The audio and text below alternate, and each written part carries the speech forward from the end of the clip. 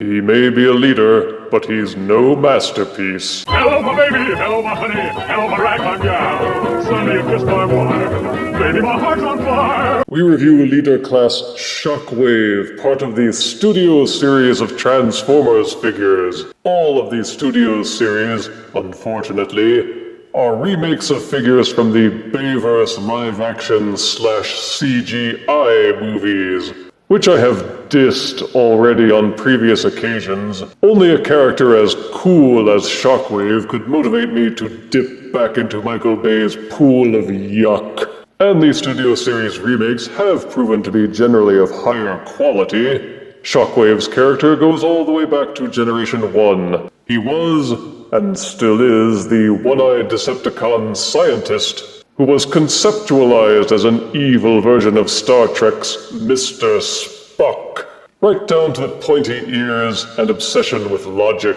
He was popular enough to be dragged into Michael Bay's Beetleborg nightmare as the primary threat of Movie 3's Dark of the Moon. The box shows off the figure and some of the accessories included, with his Sauron wannabe pose off to the side, and photos of both modes on the back, along with his full complement of accessories and legal mumbo-jumbo, and how to interact him with the included diorama piece. A Mr. DeMille close-up is on the other side panel. Give us a kiss. Anywho, let's unbox Leader Shockwave and see if any of his Generation 1 coolness managed to survive Bay's meddling.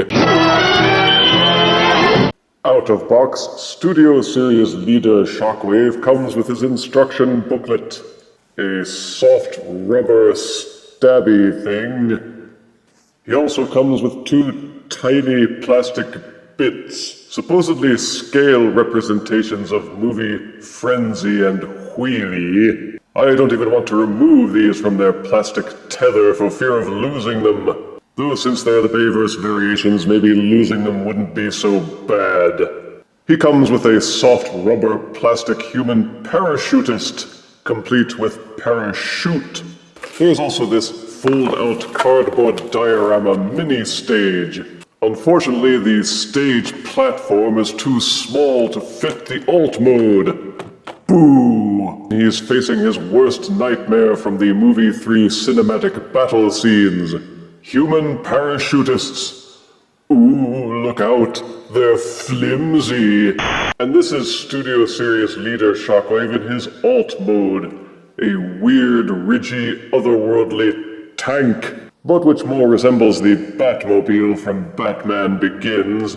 It even has little bat wings here at the front. Starting with the colors, it's mostly a really dark gray, with some dry brushed detailing, and also some parts done in purple with a pearly sheen to it, which is similar, I say similar, to the colors used in the Generation 1 figure. The detail and the sculpting is way over the top, as most of the Bayverse figures usually are, and this is perhaps the only time in which it works to the figure's advantage, because the sculpting has so much ridgy, liney bumps and spikes that it actually obfuscates the slipshod engineering of the alt mode. You're so busy admiring all the lines and spikes that you may not notice that the tank is just a badly disguised robot folded in on itself. The robot arms are just lying across the top here, plain as day. The robot hand is completely exposed, with its only camouflage being the sculpting. The robot head is playing peekaboo up at the front, and the robot legs are sticking brazenly out as the tank treads. The tank is loaded with gaps and hollow sections, making him embarrassingly porous as a vehicle. As alt modes go, the designers don't seem to have taken this figure very seriously, but at least it does hold together decently. The arm and leg tabs stay in place even under moderate agitation, and the figure doesn't rattle too much. The figure's sculpting seems to be its primary feature in alt mode, and it doesn't do much else. The tank treads don't work, they're merely cosmetic, and it's only these really teeny tiny wheels at the base of the treads which allow it to roll on smooth surfaces. At the back of the tank are these Batmobile jet boosters, and they are hinged so that you can adjust the thrust vector of each one slightly, depending on what you think would look best. There is this soft rubber hose off at the side which connects the tank cannon to the back, and a word should be said regarding that. This soft rubber can tear over time, so don't be too rough with this thing. If you have the hose stretched along the outside of the back of the treads, then you've transformed it wrong. When transforming to Alt mode, the hose is attached to this adjustable hinge. Before pegging this leg back in, tilt it so that it goes inward and threads inside the tank gaps and comes back out. Otherwise, the hose will catch and drag behind the tank in a novice and humiliating manner. There is also this spiky, menacing cannon at the front of the tank, which for some reason is also made of limp, pathetic rubber. There are also these menacing spikes up at the front of the tank, which are also made of limp, impotent rubber. And in Alt mode, these front parts of the tank don't tab in, so they knock loose fairly easily. Be careful with those. There is also this menacing-looking spear that can be pulled off and plugged into a couple of open 5mm ports on the tank. But the spear is not only hollow, it is also made of soft rubber. So despite the menacing appearance and the cool paint job, it's so blunt and weak that it would probably have difficulty piercing a loaf of warm bread. I mean, it's not like these figures are targeted towards little tykes who might stab themselves. The underage kids have the Rescue Bots line. The Studio series is supposed to be geared towards adult collectors, and we're smart enough to not try stabbing ourselves in the face. At least most of us are. We can take harder plastic, Hasbro. Boo! Because of the way the tank transforms, the robot arms are pegged into place, and the tank barrel will not rotate or tilt up or down. It's locked in place. That's always a very great weakness for any tank figure, and for poor Shockwave, it's even worse. These parts here at the front are also kind of loose. In fact, there are a number of loose bits towards the front of the tank that you have to watch out for. For a Studio Series figure, the transformation is almost rudimentary. The instructions say 17 steps, but it could probably be boiled down to about 9 or 10. For example, they devote 3 whole steps at the end to just pulling off the rubber spear from one side and pegging it into the top. And even the instructions have it wrong, telling you to thread the rubber hose along the outside of the tank. Duh! To transform to robot mode, untab the legs from the side of the robot body. There's this small groove hidden in here with this tab out at the front. When transforming to robot mode, those tab together to lock in place.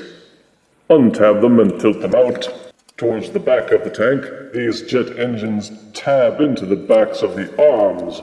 Untab and pull the engine assembly loose. With the leg out of the way, you may take the rubber hose, muscle it outside the tank, and then use this hinge to rotate it back outwards. The robot arms tab and fold in at the sides here. Untab them and rotate them out. When transforming to robot mode, these tabs go into these slots down in here inside the body. Transforming to robot mode, untab them and pull them out. With everything kind of spread out of the way a little, you will see this hinge on the inside of the robot body. Take what was the rear of the tank and use the hinge to rotate it upwards. Make sure that the arms are angled out slightly so that these tabs aren't in the way. Then push these tabs into these grooves. These tabs will angle upwards, angle out the arms, and these tabs and grooves will then lock together to hold the arms in place and keep the body held together. These tabs and holes at the back will hold the engine assembly in place. Take Shockwave's weird spread legs apart and rotate the legs forwards. Then use these hinges at the side to angle up and snap the legs into place. Take the tank treads and rotate the feet forwards. There is a dual set of hinges here. Those angle down and backwards. At the back of the feet are these weird spider leg thingies.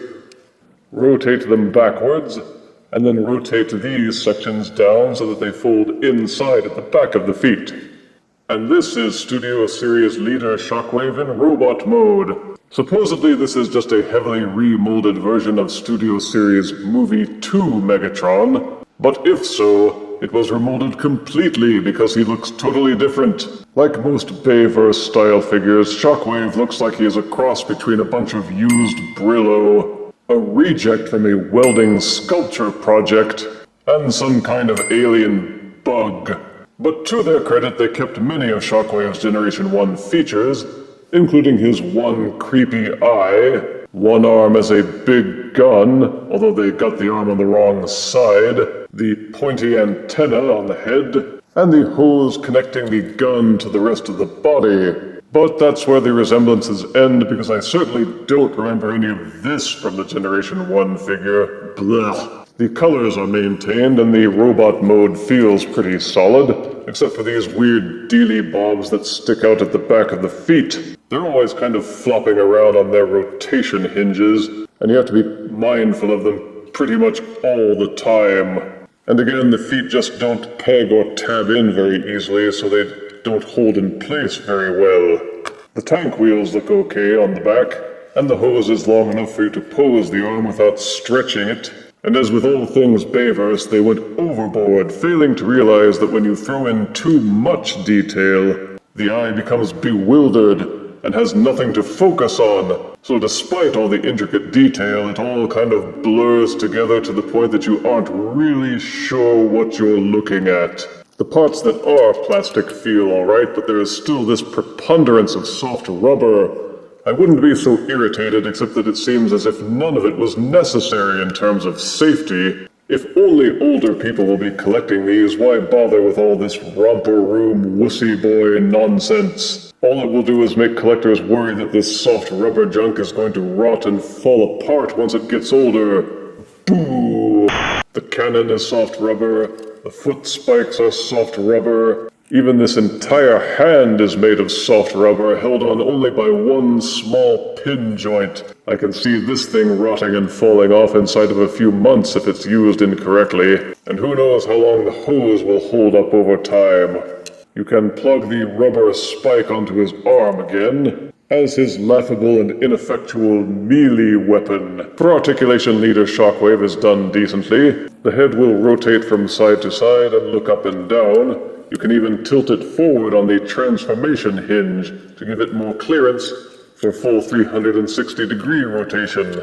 Each arm will rotate 360 degrees and also splay outwards. Each arm has an upper bicep swivel and a hinged elbow that will allow for a 90-degree rotation. This embarrassing soft rubber hand will tilt slightly backwards and forwards, but it bumps into things pretty quickly and you can't get much posability out of it. They included a thumb joint on the gun arm, as if you could actually grip anything with this. Each leg will kick forwards and backwards and would rotate 360 degrees if it wouldn't bump into the side of the body. So if you rotate the leg so that it angles out slightly, you can rotate it all the way until he hits the arms. Woo-hoo-hoo-hoo!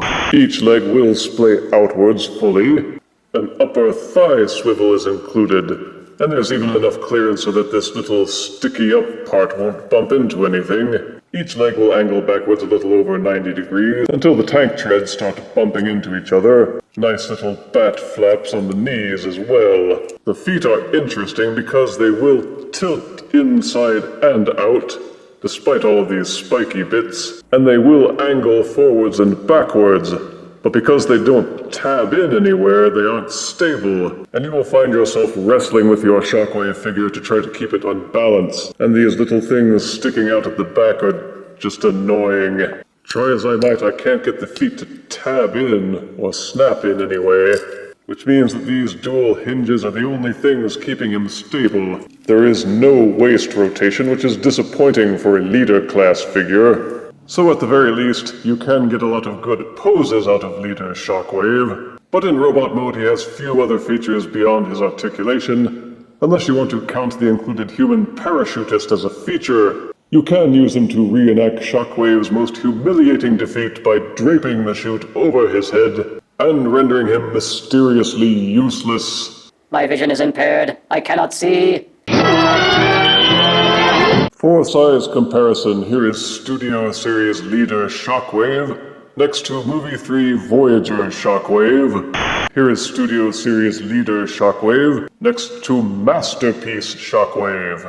Here is Studio Series leader Shockwave, next to Transformers Animated Voyager Shockwave. How embarrassing. A leader shorter than a Voyager. The Studio Series may be aimed at more advanced collectors, but it's solely focused on people who loved the Bayverse movies. I am not one of those persons, and so I have largely skipped out on this line, but there have been one or two figures that I wanted to give a chance, like Studio Series Brawl. Brawl turned out to be too complicated, whereas Studio Series Shockwave is almost too simple. If you like the Bayverse movies and felt that the original Voyager Shockwave just wasn't good enough, then leader Studio Series Shockwave is perhaps the fix you've been waiting for. Positives are hyper-detailed sculpting and an above-average paint job. He is large and looks menacing in both robot and alt modes. The robot mode has good articulation, and the transformation is not prohibitively complicated. Negatives are that the transformation is almost too easy, and the alt mode is only a poor job of turning the robot mode inside out. I'd prefer it if you could unplug the hose accessory to mitigate the possibility of wear and tear. There are some parts that just don't hold in well in either mode. It seems as if they could have tried harder to give the robot mode some waist rotation. They didn't do a decent enough job of filling in all the empty gaps for the alt mode, and too many of his parts are unnecessarily made of floppy rubber that will almost certainly degrade and tear or crumble over time. I look forward to the upgrade kits from 3D printing communities to fix the horrible decision to make Shockwave out of rubber. And while this figure is a step up in size and quality from the Movie 3 Voyager, the flaws in design and material choices keep him at 6 out of 10 deaths. Sorry, Shocky. Maybe they'll let you stand in as Lord Zed on Power Rangers.